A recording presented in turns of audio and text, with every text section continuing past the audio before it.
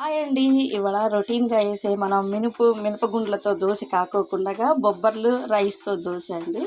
ఇది చాలా మంచిదండి హెల్త్‌కి. ఎందుకంటే కొంచెం మందంగా ఉంటుంది. అంత వైట్‌గా రాదు.